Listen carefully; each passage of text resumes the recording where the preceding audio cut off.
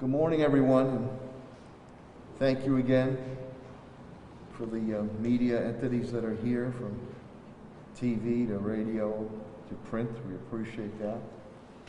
To our lovely sign language young ladies, thank you very much for being here. We appreciate that. Just saw you on with the governor the other day, too.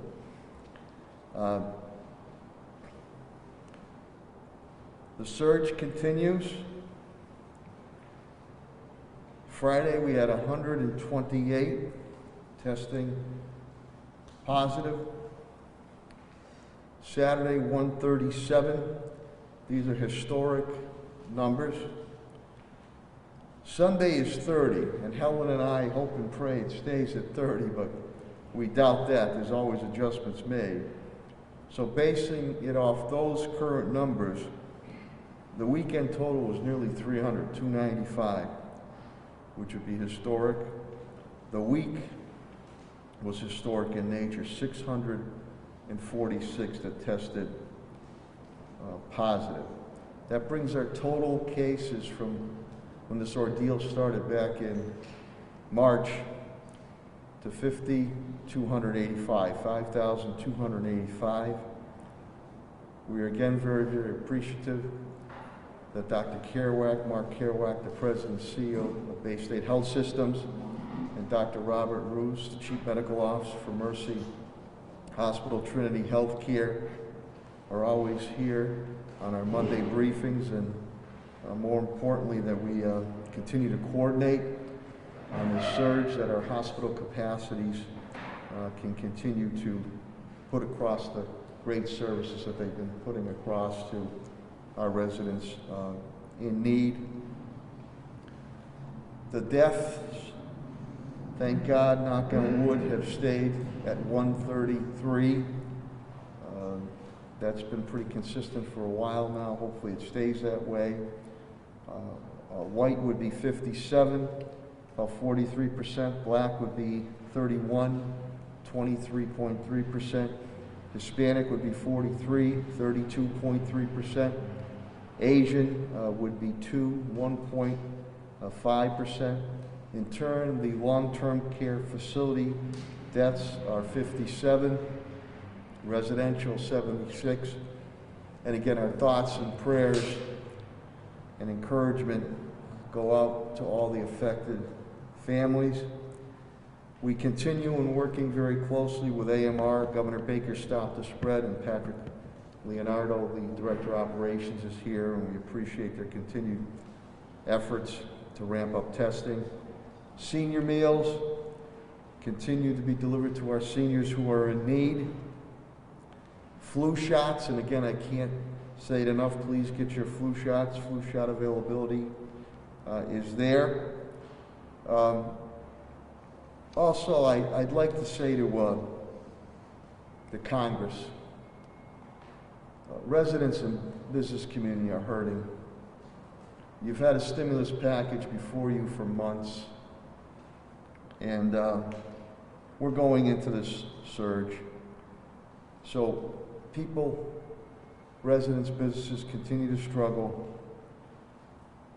and I urge you, again, for Congress to move on this stimulus package, because if adjustments have to be made as far as what needs to be done in cities and towns, that means people might be out of work. That means businesses are going to adjust. The bottom line is that means people and businesses are going to be in need. So while in Congress you can be philosophical about it, mayors and governors have to act. So again, I urge you to move on this stimulus package ASAP for the residents, the business community, and governmental entities who are continuing to provide day in and day out. So please, put some differences aside and get this goddamn package done before we lose more people and lose more businesses. And I'm sorry to be so blunt, but it's gone on for months now, and this surge continues. Speaking of the surge, the Oasis Food Bank, and I want to thank John Foley and the Food Bank of Western Massachusetts. Central High School, every Friday. I want to thank DPW and police and fire. Every Friday we're feeding 3,500 families. Every Friday. Meats, milk, fruits, and vegetables. We had some good news. Neighborhood improvements are very important to me and my administration.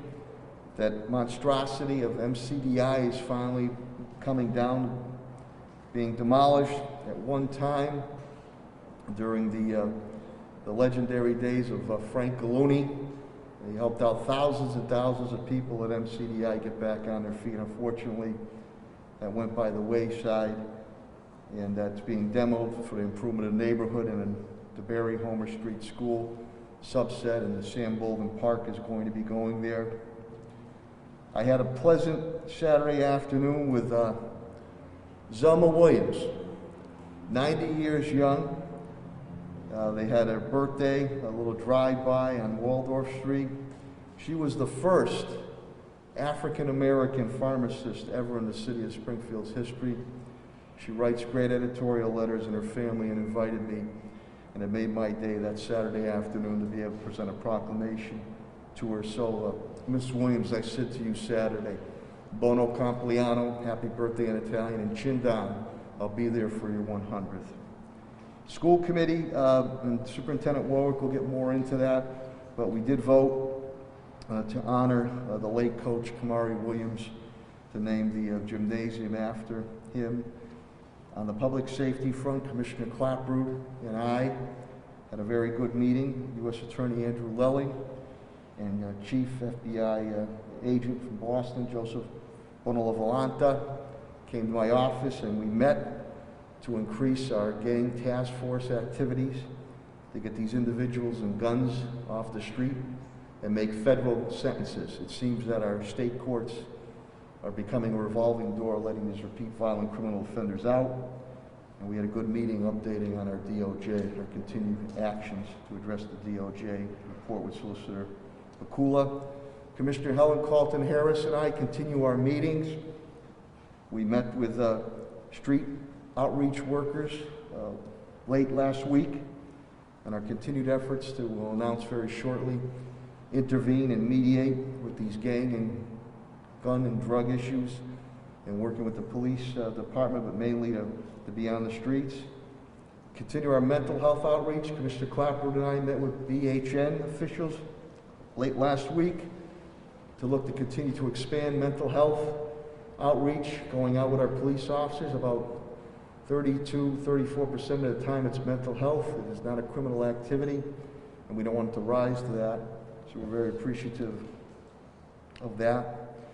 On the police front, and Commissioner Clapper will update you, but she's down 20 with COVID-19, 20. Another 5 pending, so really 25. We have put, Commissioner and I have put state police on notice. We might have to call in the state police to help us. We have a great partnership with them. They're on standby right now. Commissioner Strategic will speak to you. She has moved to one-man, one-woman cars now. The academy has been affected also. The academy might have to move to remote learning. And again, our narcotics, and I'll have to tell you, on the direction of Captain Brian Keenan last couple of years, the Commissioner Clapper has completely revamped narcotics. Major raid was made with narcotics and DEA. She'll speak to you that. Over 101,000 bags of heroin, 4 guns, $40,000 taken off the street. She'll expand more on that.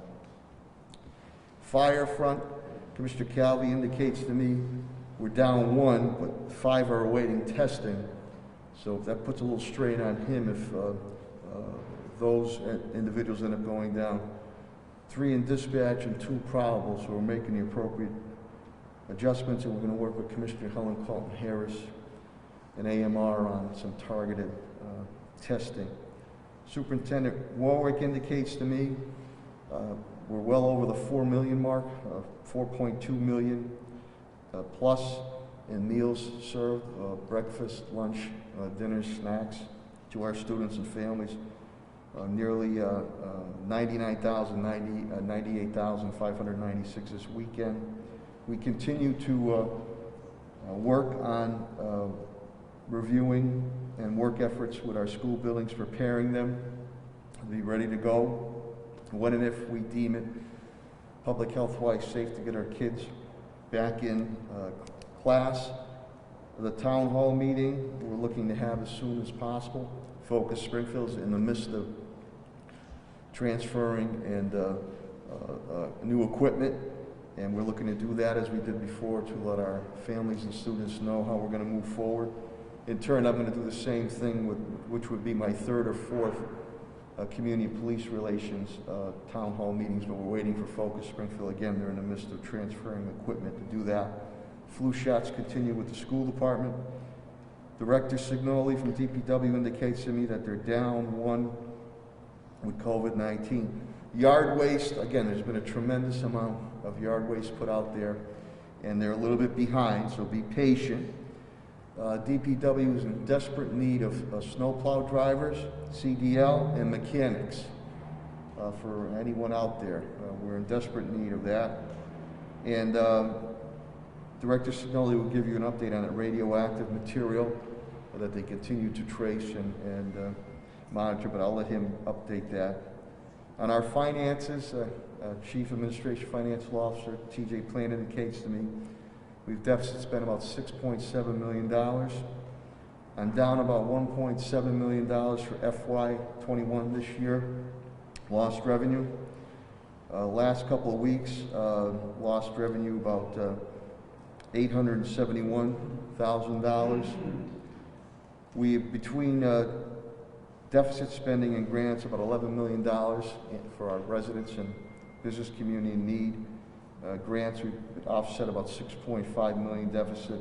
A lot of that money is going to the schools and our municipal building improvements to go above and beyond the Mercer and the COVID-19 requirements.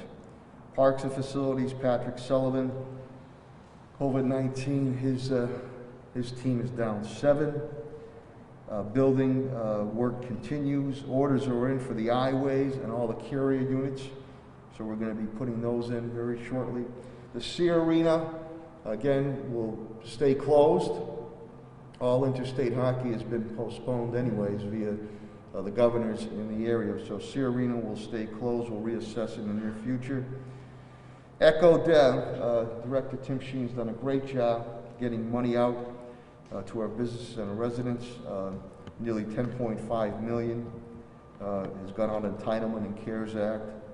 About $4 million or so, CDBG, ESG, home funds, small business loans are starting now with common capital. And again, besides the businesses, we've also put $2 million out for residents who have difficulties paying their mortgages, utility, and rents.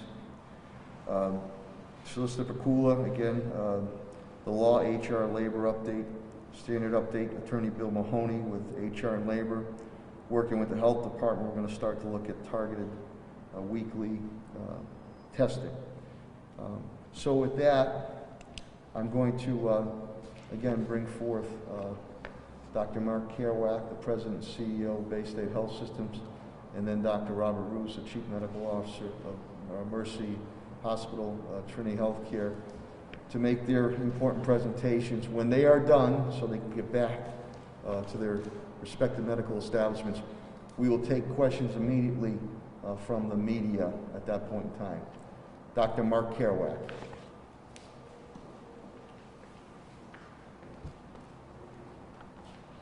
Good morning, everybody, and thank you, Mr. Mayor, again for holding these events and for the opportunity to speak to the citizens of Springfield and beyond. I appreciate also the cooperation of your team in battling this pandemic. COVID-19 continues to increase across the world, across the country, and across the state, and it's speeding up. The United States has passed 11 million deaths, 11 million cases, and 246,000 deaths. We're consistently seeing over 100,000 new cases each day, and 15 states yesterday sent records. Deaths continue greater than 1,000 a day. Many hospitals in the upper Midwest and in the mountain states are at capacity. Massachusetts has gone beyond 182,000 cases and 10,000 deaths.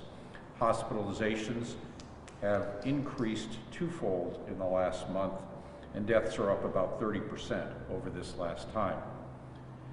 This rapid increase has come home to Western Massachusetts as well, and to Bay State Health. At the beginning of November, Bay State Health had about 40 patients across the system. Today, we're at 88, more than double in just 2 weeks. There are 77 in our Springfield campus, 11 in our community hospitals. 8 patients are in critical care, 14 require intermediate care. We've entered a phase of exponential growth. Our testing capacity has been reduced somewhat to about 600 a day. This is due to competition across the country for the reagents required to run these tests. We believe that we'll get back to our capacity of 1,000 a day and hopefully extend beyond in the next few weeks, but we're undergoing a temporary slowdown in the rate at which we can test right at a time when the case numbers seem to be mounting. We have no issues with personal protective equipment.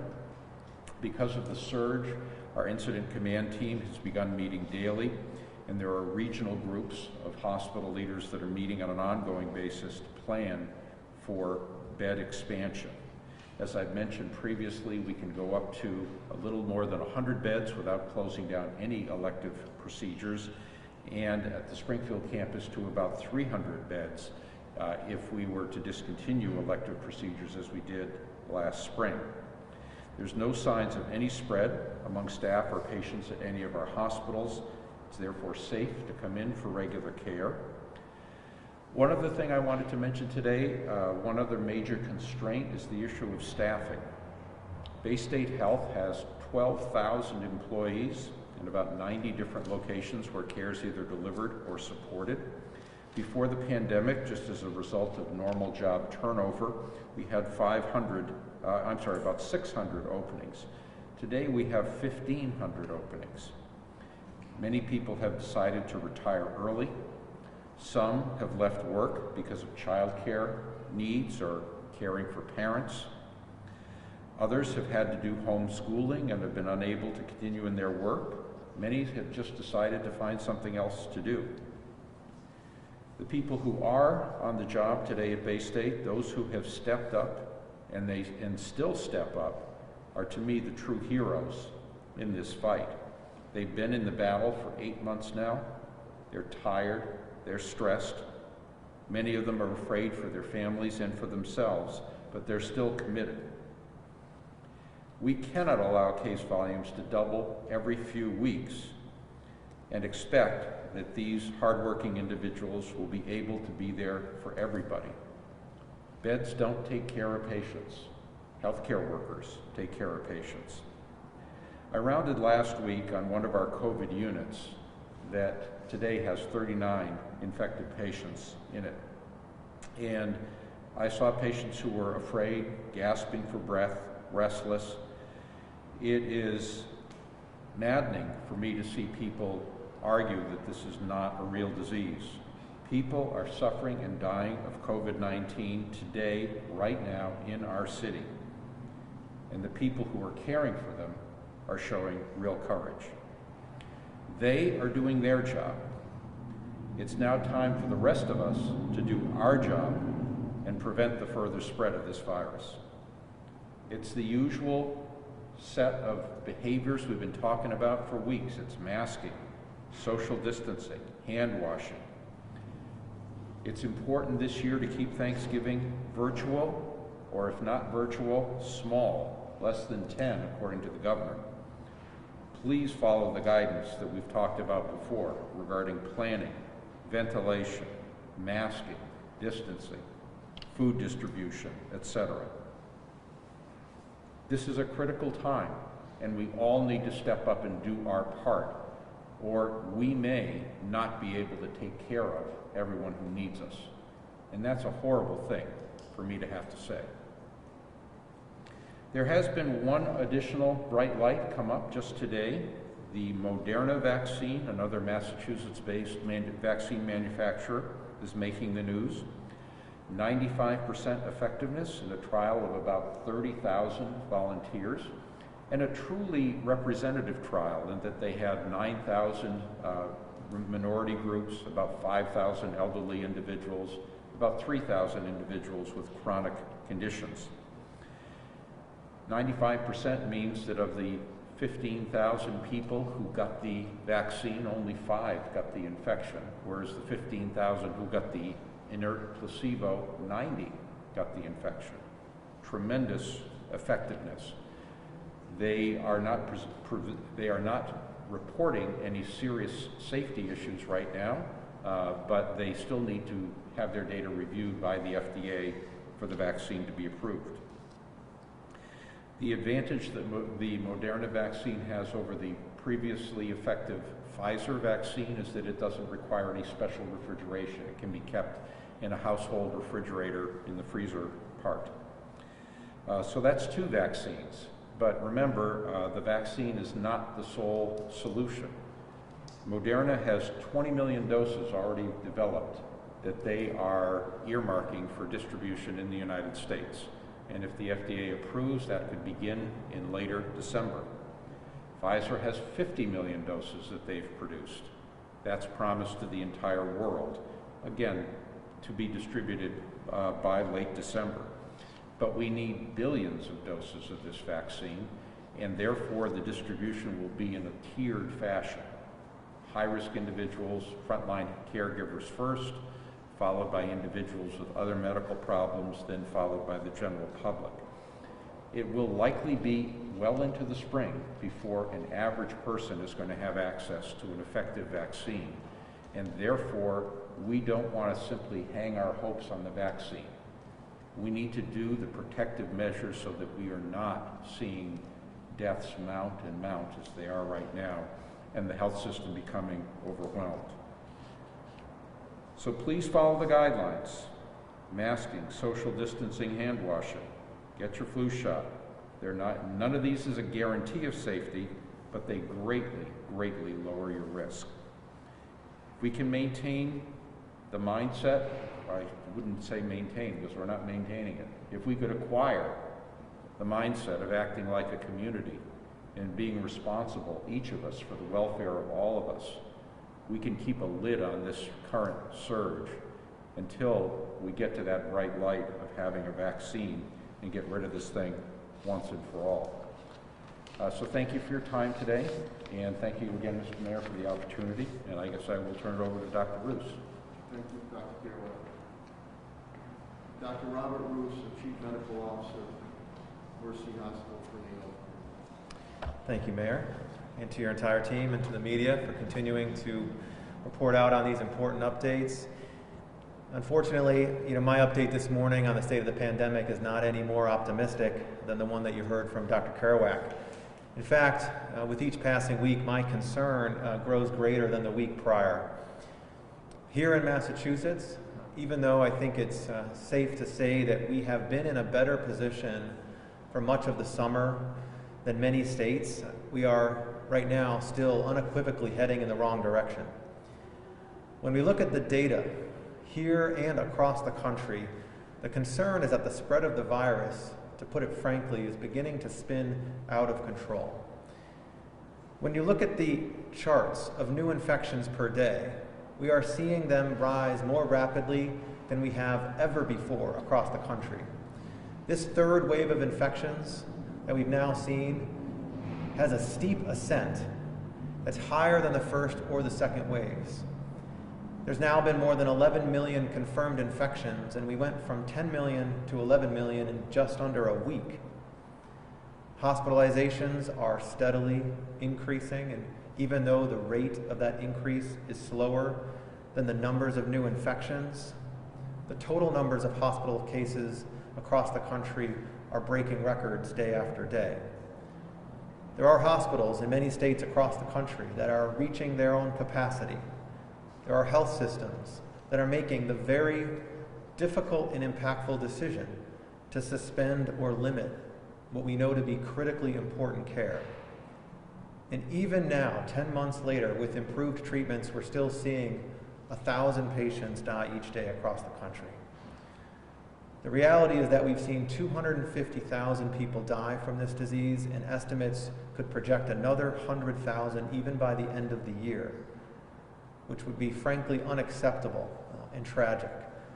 But we have the opportunity to do something different about it. We have the knowledge, and we have some tools and resources to help tamp down the spread.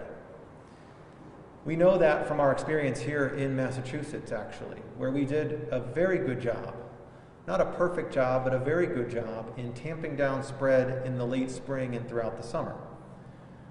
But a look at where we are now compared to where we were at our lowest observed values tells a strikingly cautionary tale. This past week, the rolling average of new infections per day in Massachusetts is about 2,000, which is a 1,000% increase from where we were at our lowest point of 157. The test positivity rate is up to 3% when factoring them all in, and when taking out the tests that are done for higher education, it's up above 5%. And that's 3 times more than what it was at its lowest point of about 0.8. Hospitalizations are now up to over 660, which is 4 times what it was at its lowest point of 155. And the daily numbers of new deaths has doubled from the low point of 11 to now over 20 per day, fairly consistently. At Mercy Medical Center, the last few weeks have also brought rises in cases to our emergency departments and our hospitals. This morning, we have 19 hospitalized patients with COVID, and we've had as many as 24 within the last week. We've also seen our test positivity rate increase to over 6% now for 2 consecutive weeks, having tested nearly 3,000 people last week. We are identifying more positive tests in our emergency departments than we have since the first surge. We're picking up more infections in our pre-procedural testing than we have since we resumed all types of procedures. We're seeing infections amongst all age groups, and we're seeing concerns amongst clusters of infections in certain industries. Having one corporation sending us over 40 individuals for testing just this weekend because of concerns of an outbreak. This validates the importance of testing, but it also is clear evidence that the community spread of this virus is actually more rampant now than it was in the spring. And if we don't take significant action, the concern is that we will only get worse. That's how the virus works. The virus goes from 1 infection to 2 to 4 to 16, and it can happen very, very quickly. As an example, the CDC published another one of its examples and lessons in the MMWR of how a well-intentioned family gathering can be an unintentional super spreader event. That event can lead to explosive growth of infections, it can lead to sustained transmissions, and it can lead to serious illness and death. Back in August, there was a report of 2 infections of SARS-CoV-2 in a small town in rural Maine. When doing the contact tracing, it was found that both those infections could be traced back to the same wedding that had happened 5 days before. Now, at that wedding, there was one person who had no symptoms, who had no knowledge of being infected with SARS-CoV-2. But amongst that wedding, where there were 55 people, 27 of them ended up acquiring COVID. An additional 1 employee, 1 vendor, and 1 other person who was eating in the venue, that was both an indoor and outdoor venue, ended up contracting the virus. And then what happened is those 27, or actually 30 people, went about the rest of their life not knowing that they were exposed or infected. So they went back to their school meetings, they went back to work, they went back to their own families, and sometimes in other states. And in one of those cases, somebody that was infected worked in a correctional facility. In another case, someone who was infected gave it to one of their household family members who worked in a long-term care facility.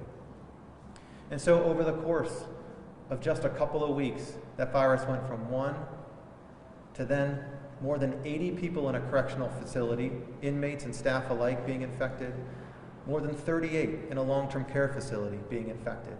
And in total, trace back to just that one person at a wedding, 177 people infected, 7 hospitalized, and 7 dead. None of the people that were hospitalized or died from COVID were at the original wedding. None of them. This example highlights several things that are incredibly important today and will remain important over the next several months.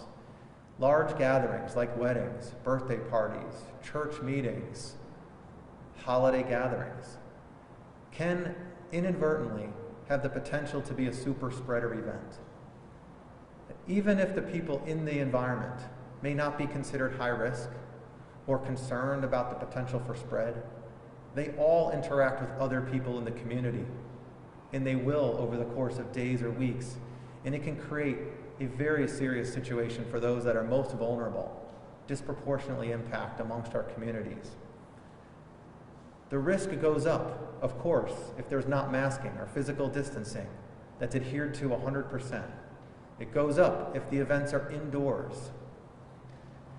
And this case also reinforces how important it is that people don't go to work or go to events or gatherings if they're feeling ill in any way at all.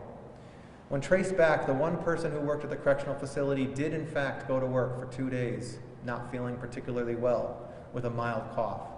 And the person that went to work at the long-term care facility had a headache and had some mild symptoms that were thought to be nothing or much more than a common cold. So it tells us that we must follow these guidelines, even if we think we're in situations that may be safe. They have the potential to spread and can impact the most vulnerable amongst us, even in communities where transmission is low. That rural community in Maine was a community of only 4,500 people and had not reported even one COVID case prior to this wedding. And right now, we're in a situation where many communities have much higher rates of transmission, have incidence rates over 20 per 100,000, where the baseline levels of people infected is much, much higher. So I implore you all to think about this as you plan the holiday gatherings over the next several weeks and months. It's important for us to connect with our loved ones, but it's just important for us to think about how we can do that safely, so we don't unintentionally create an event that could lead to a chain of events that ultimately could impact others. That means think about limiting your gatherings. It means thinking about ensuring that people that you may interact with have isolated prior to that gathering. It thinks about whether or not you can get tested prior to that gathering so that you can keep you and your family safe. And when possible, do things outdoors as opposed to indoors. And always be masking and keeping distance at the appropriate times. At Mercy Medical Center, as we're entrusted with the care of you in our community, we think about this every single second of every single day. We want to ensure that we always are providing safe care for you. And we've reinforced all the protocols that we've put into place since the beginning of the pandemic for us to be able to effectively do that. We continue to check temperatures at the front entrance. We continue to require masking in all areas. We've continued to look at how we can redesign the areas within our hospital to separate people, particularly when they're gathering on breaks or needing to eat a meal. Out of an abundance of caution, we've also made the difficult decision recently to return to our visitor restrictions that we had in the early part of the pandemic throughout the entire region of Trinity Health of New England. We were not allowing visitors unless there is an exception like maternity care, pediatric care, or in certain situations with exemptions. Our Incident Command Center has also recognized that this is a time where information is changing frequently and decisions are made frequently. And we've increased how often we're meeting as we prepare to open up additional units to care for patients with COVID. Right now we have 2 units that are open. We're ready to open up a 3rd. And we're expanding our ability to test from about 400 per day to 500 or 600 over the next few weeks, including some rapid testing in our emergency department for symptomatic patients. With that, we are prepared to continue providing all the important types of care to you, including elective procedures, including studies like mammograms and chronic disease care. We're committed to doing it safely, and we're committed to communicating with your loved ones during those times if you're not allowed to have a visitor. But I want to recognize also what Dr. Kerouac had mentioned, the concerns about staffing and the concerns about our colleagues who have been caring for the community since the very beginning. With the rising rates and numbers of infections, we too are also preparing for the worst. We've developed plans in a tiered fashion that if we needed to scale back on certain things, we would do so in order to preserve staff in our resources. We know that in this second surge, we won't be able to pull staff from other states or other locations because all states are being impacted with a surge presently. So I encourage you to take the steps that will help protect our staff, help protect our resources, so that we can always be there to provide care for you. Even though there's been positive news in regards to a vaccine in the future and some news regarding monoclonal antibody treatments for mild or moderate illness, neither one of those will deliver us from this pandemic in the immediate future. We need your support to preserve health, to preserve our economy. And so I encourage you to recognize, as I've said before, that the community members, all of us, really are the front lines in this pandemic, the public health agents that can help prevent the spread of this disease. We at the hospitals and in the healthcare system are the last lines of defense. We will be here for you when you need it, but we need you to take these efforts seriously. So please, think about and take action with masking, distancing, being cautious about your gatherings and where you go, and staying home and isolating if you're sick. Please support those around you with doing the same so we all can enjoy this holiday season. Thank you. Thank you, Dr. Lewis. Now, Dr. Kerouac and Dr. Lewis will take any questions or comments you might have. Paul? On Friday, the governor announced that the National Guard is going to set up a field hospital in Worcester, and they're looking at other sites potentially around the state. We think Western Massachusetts needs a field hospital. We didn't have one in the spring, but do you think, see what you're seeing now, are we going to need one? Yeah, we actually declined one in the spring. We are not the biggest fans of field hospitals, primarily because it's not efficient to split your staff into two separate locations if you can create beds and create capacity on one site. It allows you to take care of patients of all stages of the illness, from mild to severe, and not have to think about who goes where and what scarce resources go where. So from a staffing standpoint, we're going to try to avoid having a field hospital here if at all possible. I don't know if that is going to be possible, though, because we're at a point right now where we're rapidly rising, and I don't know where the peak's going to be. I have nothing else to add. I would agree. Eric? How will it work with two different vaccines now? Yeah, I mean, I'll take either one if they work. Right? Yeah, I think at this stage we are both, heartened by the fact that there's been two major manufacturers that have released initial data from their phase 3 trials that have shown an effectiveness rate that's 90% or higher. That's very promising. Neither one has yet to file for an emergency authorization, although I would expect that that's coming in the next few weeks based on what we've heard. Ultimately, once they become available, we will be looking as a system about how do we look at the data first and foremost to ensure that it's safe and effective, and how do we deploy it appropriately in an approach that targets people at risk first.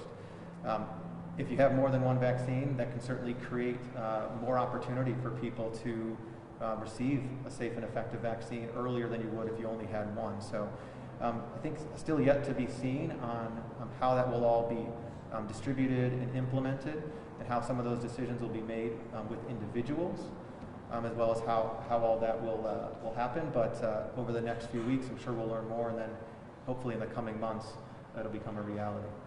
I just point out that for most vaccines, there are multiple manufacturers. Flu vaccine, there are a handful of different ones. And having that kind of redundancy and that ability to expand supply is good in terms of getting it out there quickly.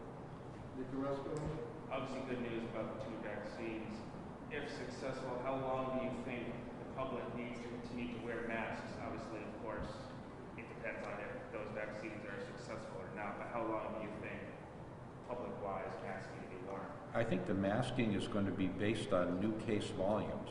So if 60, 70, 80% of the population has gotten their immunity, we're going to see case numbers crater, really fall quickly.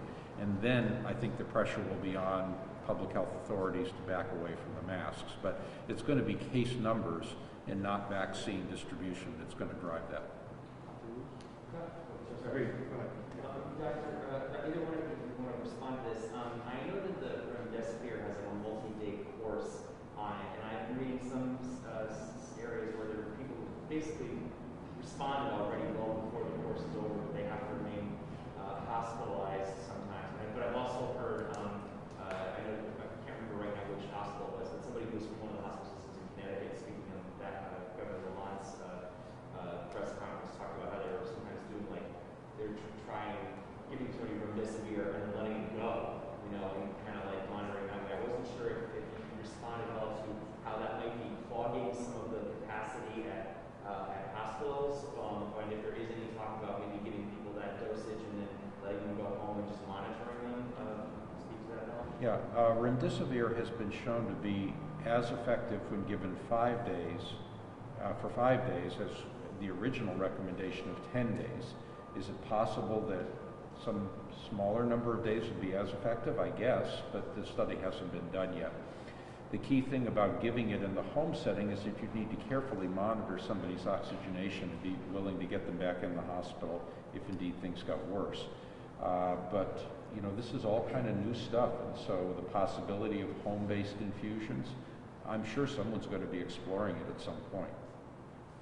And I'm sorry. I would just, the only thing I would add to that is it is not something that's, you know, come to my attention that this is creating a capacity issue.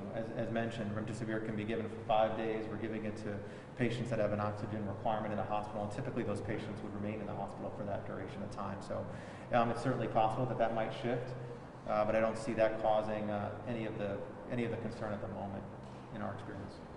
Yeah. And in terms of you mentioned in the Moderna study that they had information about you know, a much broader sense of who their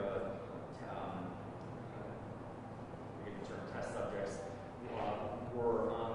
Do we have? Would it be safe to assume that if we've got like 9,000 people of color, 3,000 people with chronic conditions, that they're roughly evenly distributed between the placebo and the vaccine, since it is a double-blind study? Yes.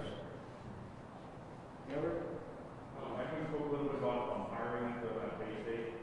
Are you guys at home? Are you short-staffed? How's staffing at the hospitals?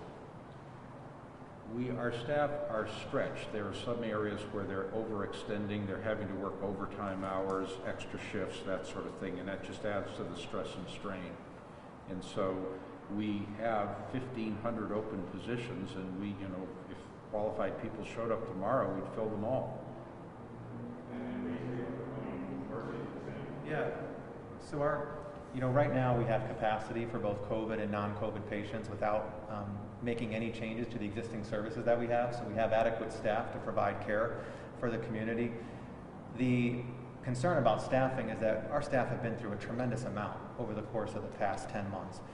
We have also seen trends where staff are leaving the workforce. There's been some prominent articles about physicians who have decided to retire early, or nurses who have done the same. And what we're seeing is that there's a smaller supply to pull from as demand in the overall healthcare system goes up. So we're taking an approach, we're really investing, as are other systems as well, in building that resiliency amongst your current workforce to be able to support them through this. But I think it's something that globally there's a concern that as the healthcare system is dealing with this impending and current active surge, that we need to protect this resource. Any other questions or comments for Dr. Carroll or Dr. Just back to the subject of the vaccine. I know that there's been discussion about prioritizing the distribution to medical personnel get to the general public, there's been some concern expressed about this arrangement that the federal government has made apparently with the drugstore chains for distributing it, and the issue being that there are a lot of these stores located in low-income minority communities. Do you have a comment on that, on how this distribution should be handled once we get to the general public? I think we're going to need to be very conscious of how difficult it is for someone to get to a distribution site. I believe that certainly in the city of Springfield, we will be distributing through all of the various places where people get routine health care today. So that will provide us with good coverage, and it would be likely that we would be setting up other drive-through or walk-in centers, very much like what we've done with testing. So I do think you need to be thinking about, okay, if such and such a store is going to distribute it, how does that solve your geographic coverage issue? And I think to your point, it might not. You might have to do extra distributions. Any other questions or comments? Eric? I know in some states they're letting employees who tested positive but are asymptomatic still work with patients. Does Mercy and State have any intention of doing that? Can you say that again? I didn't. There's also states that have let employees who have tested positive for COVID but are asymptomatic still work. Will Bay State Mercy consider ever doing that? We have not considered that as yet. I'm aware that some of the states, like the plain states and the mountain states, where they're really, really short and people have no symptoms, they can go back wearing a mask. That is consistent with the guidelines, but we have not gone down that road yet. We have not. Any other questions or comments? The last thing I'll say with Dr. Kerouac and Dr. Russo, I deeply appreciate their time and efforts, is that I'm heartened that the President-elect Joe Biden has indicated he is going to invoke the Defense Act, which we had screamed for. We screamed for 8 months ago. The Defense Act must be invoked to get the equipment and to get the things that you need, the agents, which we're still struggling now, whether it's hospitals, whether it's governors, whether it's mayors. So I'm heartened. That needs to happen yesterday. And I'm also heartened there has to be a federal game plan, national game plan, which was missing. And having hospitals and governors and mayors going on their own. So we got to be all on the same page. And the Defense Act, maybe that'll help with some of the shortages that you're going through. It should have been invoked 8 months ago. On it, because now people are losing their lives, businesses are closing, residents are hurting.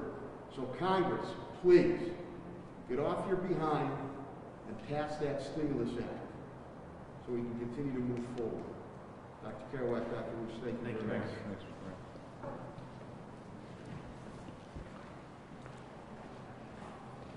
We'll now have our Dr. Anthony Fauci, Commissioner of Health and Human Services, Helen Calton-Harris, make her presentation. And please, once again, heed her advice. I'm sorry to be so forceful or emotional, but you're talking about people's lives and people's livelihoods. And that's why there has to be a pronounced attack, a uniformed attack, coming from the federal level on down. Again, mayors and governors and others, we're on the front lines. We're on the streets. We're the providers. We need the federal government. We need Congress to put aside their differences and start to get something done. Commissioner Helen Calton-Harris, please. Thank you.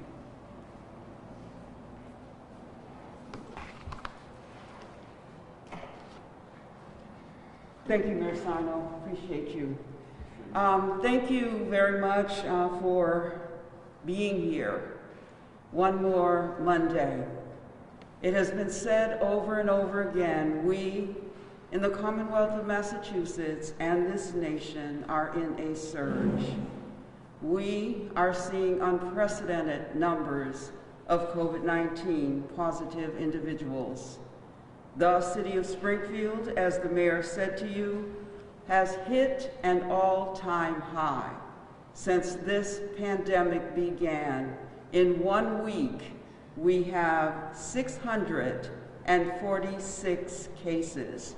And that number for this week is going to grow because each day we report a number, the next day additional cases come in for the previous day. So that 30, while it may look as though it's good news, it is going to change. Last week, last Sunday, I reported 23. That then turned into 81. So this week on Monday, looking at the confirmed COVID-19 cases, November 9th through November 15th. And you can see the case numbers: Monday 86, Tuesday 34, Wednesday 115. That's when the mayor sounded the alarm and said, we've seen the highest cases ever. And then the next day, we had 116. The day after that, 128. The next day, Saturday, 137. And then Sunday was 30, but that again is going to change. The confirmed COVID-19 cases weekly comparison chart. As you can see, each one of those days, the number has gone up. And again, that number will go up for Sunday. And so the 646 number I'm reporting is the highest again, but you can see the trend over time. The trend over time is not good. Next, let's take a look at the confirmed cases by age group. By age group, you can see that the 0 to 10, 66 positive cases in under 10 years old, 105 cases 11 to 20 years old, 131 cases 21 to 30 years old, 112 cases 31 to 40 years old, 62 cases 41 to 50 years old, and 69 cases 51 to 60, 51 cases 61 to 70. That 51 to over 50-year-old age category, those are the age categories that we could potentially see as hospitalizations. So we know that the average age of hospitalizations in the Commonwealth of Massachusetts right now is age 67. And so you look at that 51 to 90-year-old age group and know that the potential for those individuals is that they could potentially wind up hospitalized. If we take a look at the confirmed cases by age group, again, 30 and under is 47%, 31 to 50 is 30%, 51 and older is 23%. Looking at the zip codes in the city of Springfield, you can see what the zip codes represent. The highest zip codes, 01104, 122 cases, 01108, 135 cases, 01109, 136 cases. But the next chart will show you that every case in the city of Springfield, every zip code has increased. But let's look at it by percentages. We're looking at that where it says confirmed cases, the pie chart with the percentages on it. 01109, 21%, 01108, 21%, 01107, 9%, 01104, 19%, 01105, 7%, 01118, 8%, 01119, 6%, 01128, 1%, 01129, 3%, 01151, 3%, 01101, 1%, and 01103 is at 1%. Taking a look at the confirmed COVID cases by zip code, again, You can see the increase in the numbers. Every zip code, with the exception of 01151, has increased over this period. So what we're seeing is a lot of infection, community spread in the city of Springfield. I took a look at the 3 weeks that I've reported to you and the numbers in each one of those zip codes. So for the last 3 weeks, 01101, you've had 12 cases, 01103, 9, 01104, 264 cases in the last 3 weeks. 01105, 101 cases in the last 3 weeks. 01107, 141. 01108, 248. 01109, 289. 01118, 109. 01119, 94. 01128, 22. 01129, 51, 01151, 53, and we had 3 that were unknown. Taking a look at the cases by race, this is just last week. Unknown, which means there were no race that was identified by the data. White, 27%, Latinx, 28%, Black, African American, 14%, Asian, 1%, Alaskan Indian, Alaskan Native, 1%. That is the race breakdown. Again, the biggest challenge we know has to do with the unknown portion of that data. The deaths linked by race, the mayor has already given you, but there up on the data is the wheel that you can look at, or the pie chart. And unknown is 29%, white 27%, Latinx 28%, Black African American 14%. And again, the unknown portion of that data is really definitely concerning because we don't know what those races are. The deaths the mayor has again talked about, I won't go over that again, but definitely the white 38%, Hispanic 32%, and Black 23%. So what are we seeing as far as the trends are concerned in the city of Springfield? First of all, the statewide positives: Friday, 2,482, Saturday, 2,674, Sunday, 2,076. And so you can see by the data from the Commonwealth that across this Commonwealth there are increases in every municipality. The deaths in the Commonwealth, 10,098. In Hampden County, we had 12,923 cases and 855 deaths. The city of Springfield remains at 133. We expect that is going to change. Our positives are 5,285. And so what we are looking at, the positivity rate in the city of Springfield is 5.3%. In the Commonwealth, the average is around 3%. So as you can see, we are about 2% higher than the rest of than the average in the state as far as the positivity rate is concerned. In October 26th, there were 313 positives in our city. November 2nd, 437 positives in our city, an increase of 28.5% from the prior week. This week, 646 positive as compared to the 437 last week gives us an increase of 32.5%. Things are going in the wrong direction. Household transmissions or small gatherings continues to be the primary source of infection. Small and large gatherings are another primary source of infection. The number of cases under the age of 50 now make up 77% of the cases. Last week, it was 73%, which is an increase of 4%. So the individuals under the age of 50 has increased by 4%.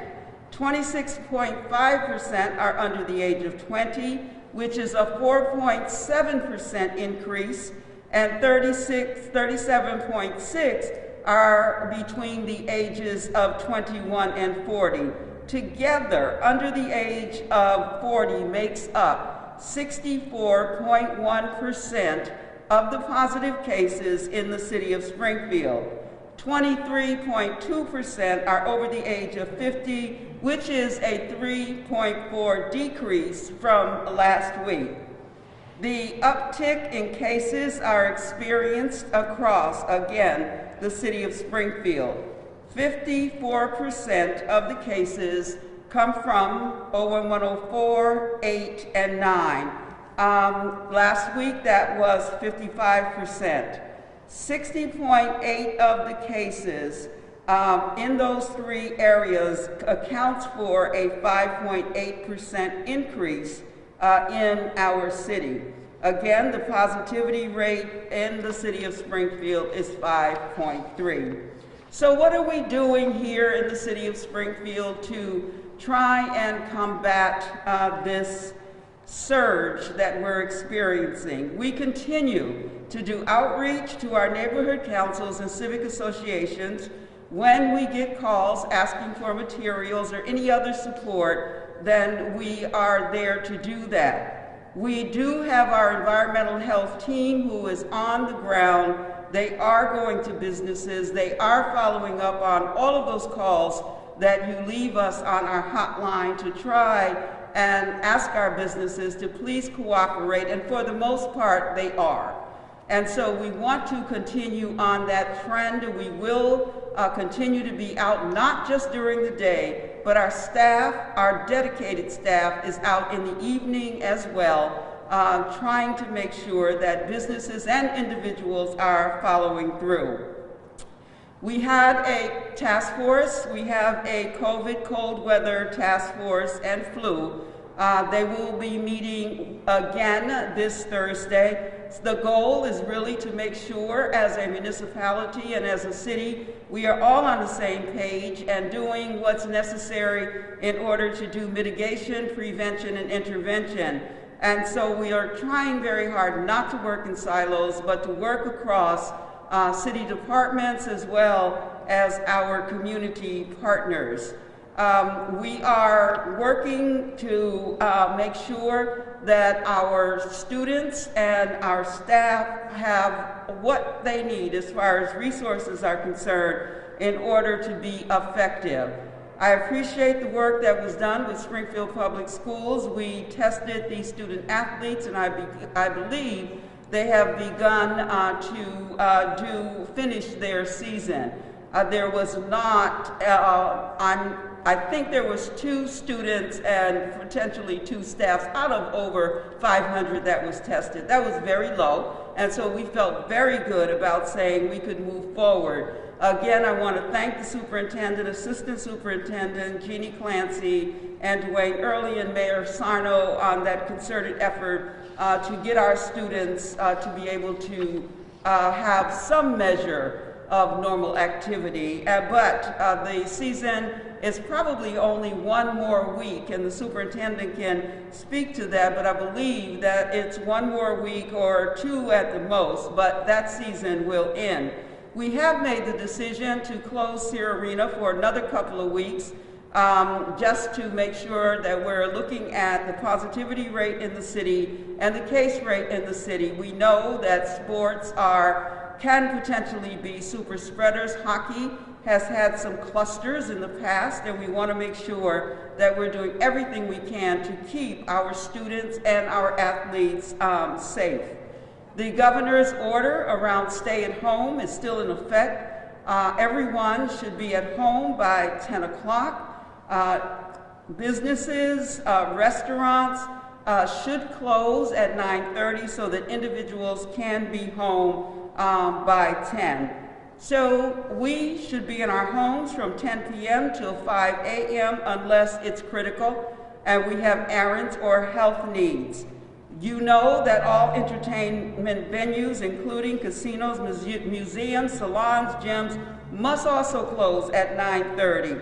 This is important because for the first week, our staff went around and really did more of a cursory warning, asking individuals, and some said that they had not heard about the governor's orders, and so we reminded them about the governor's orders, asked individuals and businesses to cooperate with us, and so far that has been effective, and we are very much appreciative of the businesses. This order is in effect. It can be enforced by Springfield Police Department as well as Health and Human Services staff.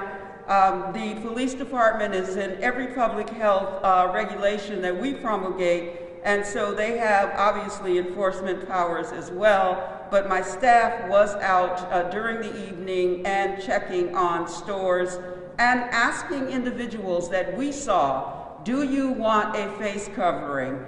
Can we help you? So the goal really is to be helpful. The goal really is to ask individuals to cooperate with us. Face coverings are important. The CDC has just released information that says not only does it protect others, but it protects you as well. A face covering, I understand, sometimes can be difficult. It can feel as though it's overwhelming to put it on all the time. But think about what the physician said to you today. It saves lives. We want to make sure that we're doing everything we can to protect each other. The hospital individuals, our hospital workers, I can't even imagine, they're tired. They just spent 8 months, 8 critical months taking care of individuals. That surge that they had in March and April, they are now experiencing again. I cannot even imagine what it must take to get up in the morning and know what you're going to face is devastation and critical care that you must administer to individuals in your care. So please remember the healthcare workers out there. Also, the frontline workers in grocery stores, in businesses when you're riding the buses. Everybody is putting their lives at risk who performs those jobs, the grocery stores, to make sure that we have what we need through this pandemic. We are in a surge. Please respect the fact that these individuals have loved ones, have families that they want to go home to. Finally, I would say to you that it's important to recognize that individuals who are elders, who have underlying conditions, are the individuals who are at most at risk. We ask that they get flu shots. We ask that they care for themselves. And the numbers in that age group actually went down a little bit. So please make sure that we are caring for each other. I know that I say that over and over again, but this is not the time to be selfish. This is not the time to think about yourself only. There are so many other people that we need to care for as far as this pandemic is concerned. And you can selfishly walk outside. You can selfishly walk into a grocery store and just think, I'm a young person. It's not going to affect me. But I want you to think about those other people who potentially could die because you do not take the time to cover your face. Face covering, social distancing, hand hygiene. The travel orders, New York and DC, have been removed, and so they are no longer a part of the low-risk states. So you must, if you're traveling from those 2 states, you must quarantine for 14 days or have a negative test within 72 hours. So New York, DC, Washington State, removed from Massachusetts list. Stop the spread. AMR, thank you very much. They have tested to date 44,658 individuals. Springfield residents, 18,023. Of that, 2,584 Springfield residents have tested positive over that time period. AMR continues to stand up at Eastfield Mall. Transformative Care, Fallon, is currently at Putnam Vocational. They started on Thursday. They will only be there until the end of November. And so the state stood Fallon up in order to help with some of the holiday testing that may need to happen. So they are there. Thank you to Patrick Sullivan for working with them to get that site. Thank you to Superintendent Warwick for agreeing that we could use that site. The neighborhood ambassadors are still there. There are neighborhood ambassadors who are standing up sites in the more impacted neighborhoods, and so that will be on our website so you can see where they are. Standing up means they'll have a table with information on it so that everyone can understand what the preventative measures are, and I know that we know that, but they will have materials. The PSAs, we are working on that now. We do have materials available. We will be putting messages on billboards and buses. I expect that that will happen sometimes this week or early next week. We are talking with PVTA right now. The mayor has mentioned that the federal government has a role, and he got emotional about it, but it's really, really important to recognize. Had we started last March with a national mask mandate, had we started last March with a national testing strategy, had we not said to residents that this virus is not real, that it's going to suddenly magically disappear, well, we all know that's not the case. So I'm looking forward to the testing protocols that will be put in place, the national mask mandate, or at least requests that will be put in place, because we do need help from the federal level. We are a house on fire and we are burning quickly, and we will be ashes soon unless we get relief. That relief becomes from our behavior. That relief becomes from our ability to test, trace, and contact individuals who we have been around who may be positive. And please make sure that you're complying with our contact tracers. When they call, please answer your phone. There's a lot of individuals we need to contact right now based on our numbers, and so when our contact tracer calls, again, they're trying to stem the tide as much as they can. I am grateful to our environmental health team. I'm grateful to our nursing team. I am grateful to my entire department who really are gearing up again, because we know that it's going to be important that we're out there and doing our best. Thanksgiving advisory, we will be sending that out. I think you know that we ask you to be together in small groups. We ask you to think about going virtual. We ask you to make sure that you are just being with your family if we can. I know we're asking a lot of you this Thanksgiving, but we do this so that we can all hug each other next Thanksgiving. So this is the time to really make sure that you're hunkering down as far as who you have in your environment is concerned. Flu shots, we are recommending again that everyone over the age of 6 months gets a flu shot. We talked about, or I talk all the time about health being emotional, mental, and spiritual and physical. This virus has constrained all parts of our health. People are experiencing normally holiday depression. That's real, that individuals experience holiday depression. Now we have people who are going to get depressed about the holidays. I know for me, since my father passed away, Christmas hasn't been the same, because that was the individual who made Christmas. He loved playing Santa Claus and doing all of those fun things. So during the holidays, I am not up and ready to go most days, because I have this sort of cloud that comes over my spirit. And that happens to many people who have lost loved ones and remember what holidays used to be like. So there's this holiday emotional depression. Then we've got the COVID depression on top of that. Then we've got to stay in the house because it's dark. Then we've got children at home that we've got to care for and who are learning remotely. Then we've got elders in our family who need us. It is overwhelming during this season, and COVID is really just an added layer on top of it. So I recognize, the mayor and I recognize that we are asking a lot of you. We are asking you to be vigilant. We're asking you to stay in with us in this fight.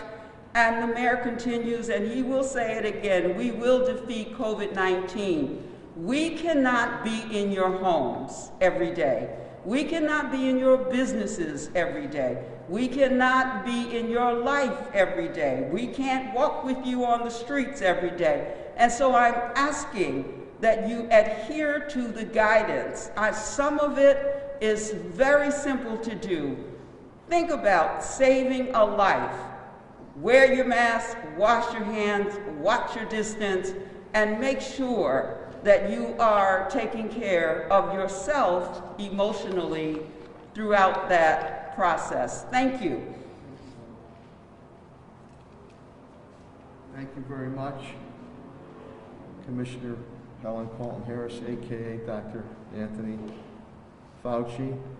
And before I bring up the public safety component, the masks. Not going to kill you to wear a mask. God forbid, could kill you if you don't wear a mask. And more you're hearing stories or seeing stories, even on national news, that somebody said, I never thought it would affect me. Never affect me. Never affect a loved one. But it did. Somebody getting sick, or God forbid, passing away. So now's the time to really hunker down and make sure we follow all the public health measures to starve this COVID-19. With that, we'll now have the public safety component. We'll start with the Fire Commissioner of the City of Springfield, Bernard B.J. Calvi.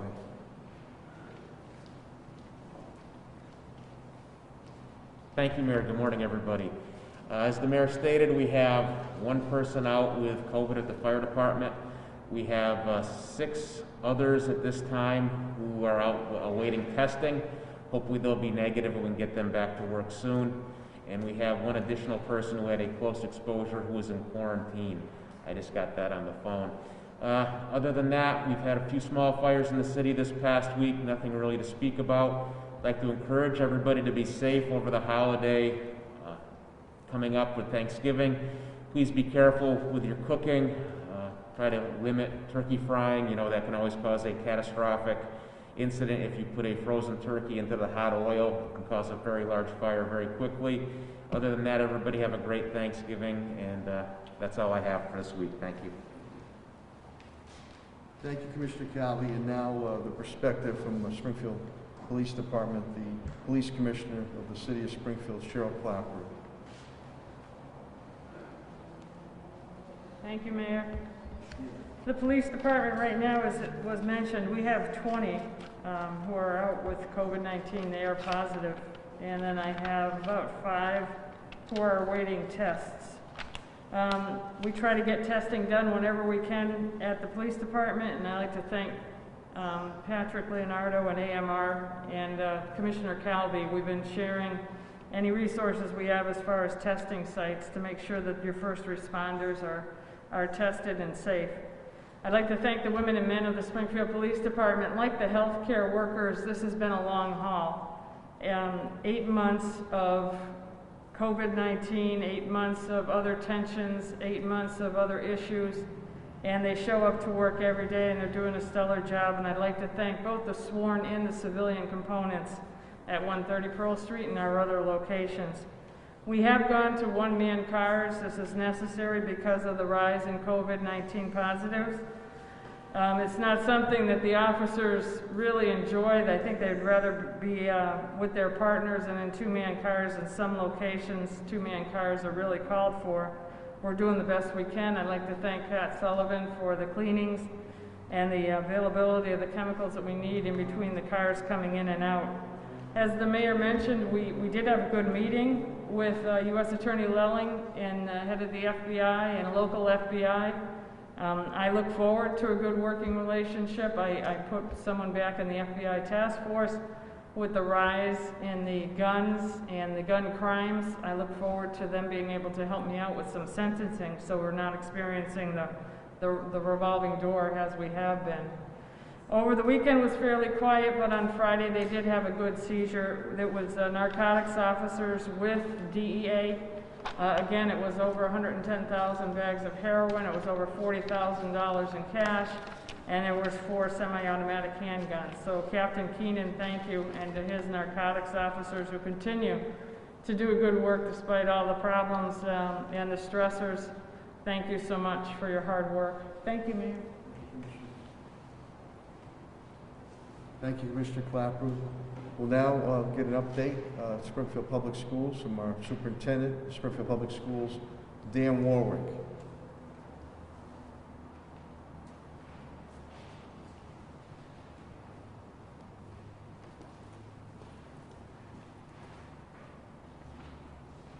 Thank you, Mayor.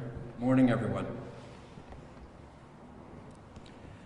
To begin with our meals program, very, very proud of our staff with the meals program. We provided 98,596 meals this weekend to families, and our total since we closed down in March is 4,217,506. So staff has done a great job with that, and it's been great for the community. As the mayor reported earlier, we had O'Reilly, Talbot, and Oaken come in, Bob Kirshner, and take a look at our ventilation systems.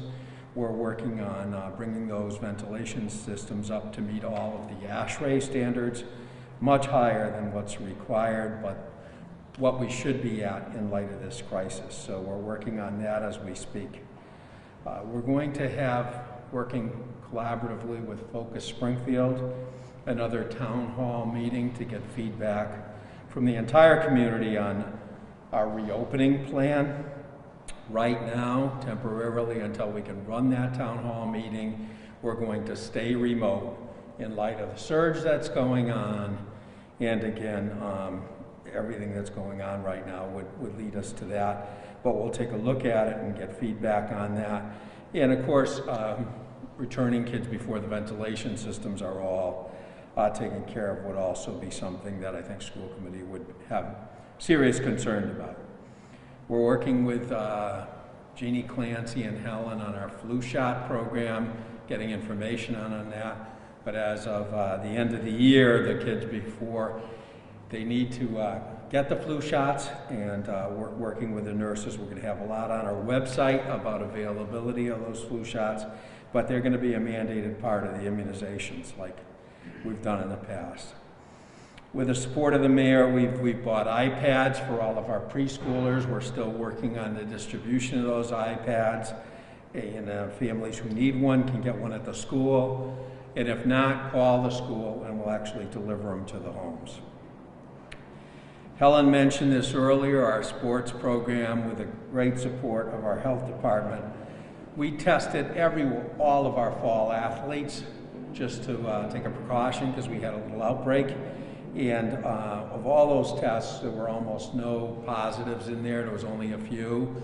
So we restarted our fall sports, and that season will be ending at Thanksgiving. Winter sports, we're going to, MIAA and the local Pioneer Valley Association is looking at a delay till January 4th on starting winter sports. We'll be taking a look at, again, the rates in the city, working in cooperation with our health commissioner, and where we're at that time as to whether the school committee wants to proceed with winter sports given what's going on. But that vote will be forthcoming. But again, that winter season, which usually starts right after Thanksgiving, won't start till January 4th anyway.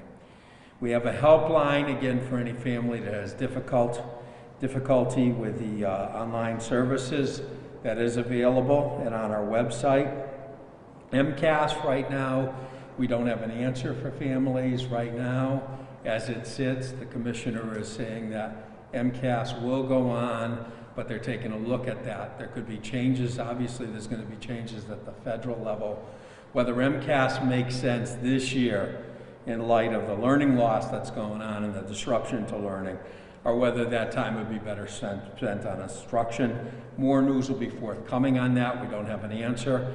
Our staff is preparing to give the MCAS if it's required, but the Superintendent's Association across the state has grave concerns about doing MCAS at this time, especially as a lot of your major districts are in remote education. As you know, we got hit with a ransomware attack. We're in the recovery mode, and we have all our systems for student learning up and running and working well. So we've worked through that attack, and like I say, we're in that recovery mode.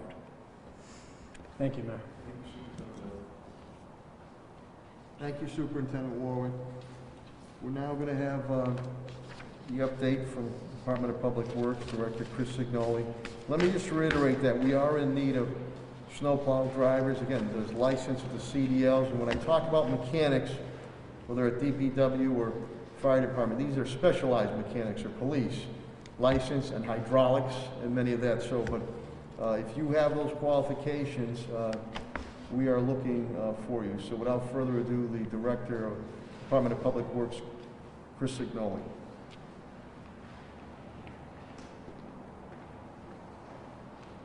Mayor, thank you. As the mayor mentioned before, DPW has one employee out with a family member with COVID. We will be finishing Friday's yard waste most likely midday tomorrow, so we'll be running at least a couple days behind throughout this week. Make sure that you still have your yard waste out on time as if it's your day. As days get caught up, we tend to start getting phone calls saying, you told us you were 3 days behind, so I didn't put it out. Please make sure you have it out on the day that you are supposed to. A couple weeks ago, we put out a notice regarding some contaminated trash with regard to radiation. We did testing last week in the neighborhood, did not find anything. We have had 2 positive results that has cost the city over $5,000 to dispose of.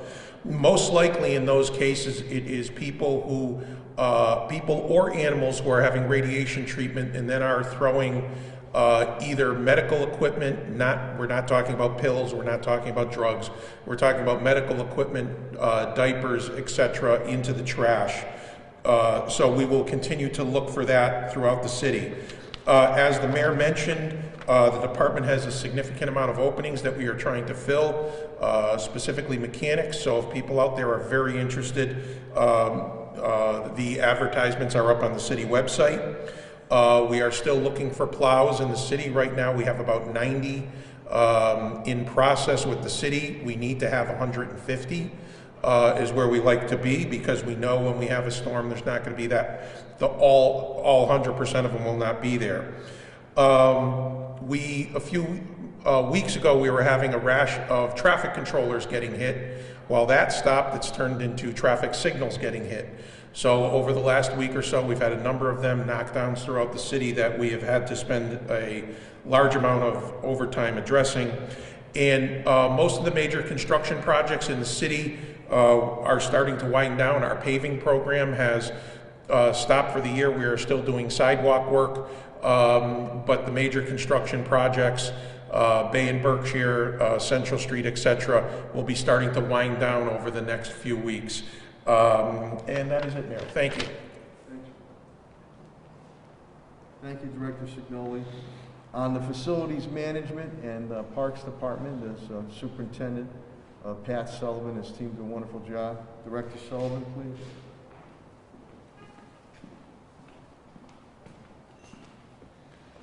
Thank you, Mayor. We have 7 out with COVID.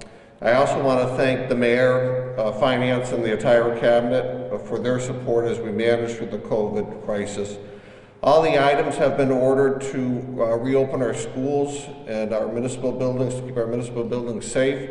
The carrier units, OptiClean units, and the iWave units should be all in place in Springfield by mid-December. We are starting training this week with our tradesmen to install the iWave units, and we are getting those installed first in our police and fire departments along with the carrier units. I'd like to point out we do have some windows open in here, and I think the city made the right decision to continue with our schools operations as remote. So the guidance was to have windows open with a box fan with a filter on it. And I just can't imagine children and teachers trying to learn through the winter in those type of conditions. So I want to thank the mayor and Dan and Helen for working with facilities to make the right decision to order these carrier units, because I think it's going to be really the best conditions to learn in as we navigate the virus. Under the advice of our health commissioner, Sierra Arena will continue to be closed for an additional 2 weeks, and we will revisit how we are doing across the city before we open Sierra Arena. And last, I just want to thank the staff of facilities and parks. They have stepped up as we are having outbreaks across our municipal buildings. They step up. They don't hesitate to go in and clean and do what needs to be done to keep everyone safe. So thank you. Thank you, Director Sullivan. Again, Springfield's in the business of doing business, and Chief Development Officer Tim Sheen and his team done a great job getting money out the door to prime the pumps and for businesses and helping out our residents, and we're going to continue to do that to the best of our abilities, and hopefully that federal stimulus package does come in for our residents and our business community. Without further ado, the Chief Development Officer of the City of Springfield, Tim Sheen.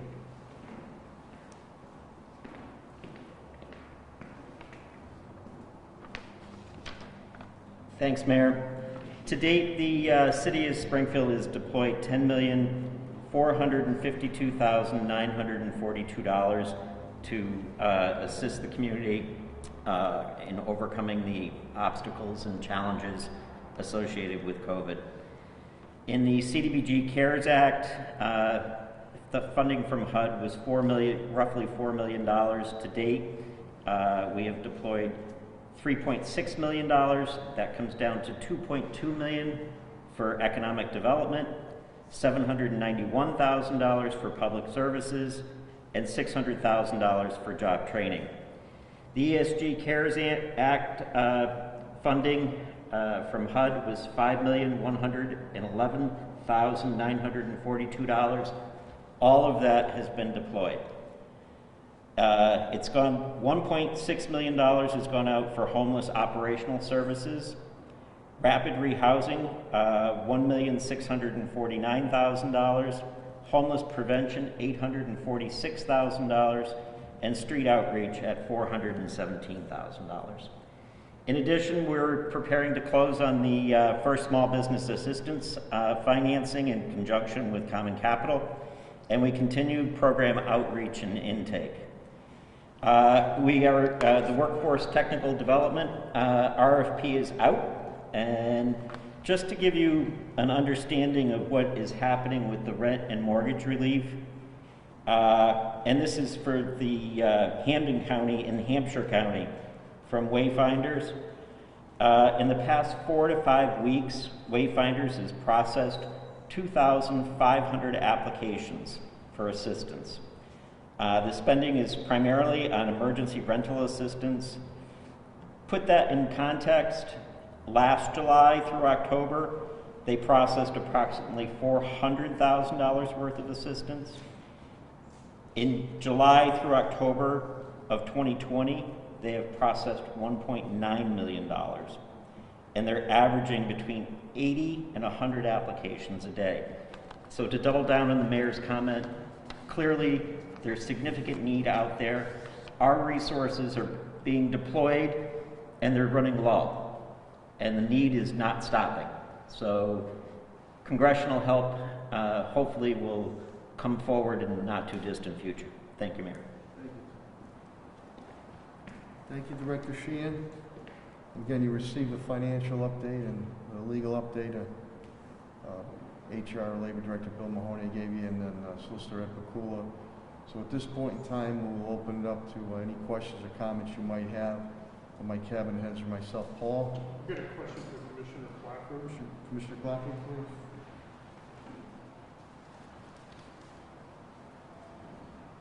Commissioner, the mayor said there might be an issue with the police academy. Can you expand on that?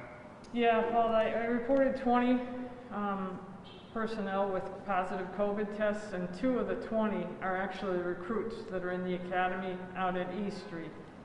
They were all tested on Friday, and I had 2 positives there. So they're obviously not there. The other recruits are in right now. We are running it, but we are prepared. Should more test positive, or should Mass Police Training Council come in and say, look, you can't continue. We can go to a Zoom type for maybe a week or 2. But obviously that can't continue for too long because there's physical standards that have to be met that we can't do remotely. But right now they're all there physically except for 2, and we are prepared to go to a Zoom should we need to. And on the issue of assigning officers again to the FBI task force, can you expand on why you decided to do that? We've been experiencing an uptick in gun violence, and we've been seizing an inordinate amount of illegal guns. As is every city, every major city. When I went to Boston a couple weeks ago, it's not just Springfield, it's all the major cities. So we need help with their sentencing more than anything else at this point in time. Our state courts, whether it's due to COVID, whether it's due to other issues with who's working and who's not working, it's a revolving door. You see us every week. We stand up here and we tell you about someone that we've arrested for having an illegal gun, and last week, and we arrested them again this week. It's crazy. So federal guidelines seem to deal with those types of crime a little bit more stringent than the state courts. So to have a member of our police department right in the FBI task force, hopefully we'll be able to sentence more people through the federal guidelines. Thank you. Well, Commissioner, just a quick follow-up. The 20 people that you said were out, you said personnel, are those all sworn officers, or is it just across the entire department's staff? Within that number of 20, Matt, there's probably 2 or 3 that are civilian workers. We got hit in our garage area, too. We have a couple mechanics out and radio repairs, so there are a couple of civilians in that number. Thank you. Thanks, Mr. Crawford. Any other questions or comments? Paul, go ahead. I've just got a quick question for Pat Sullivan. Sure. Director Sullivan?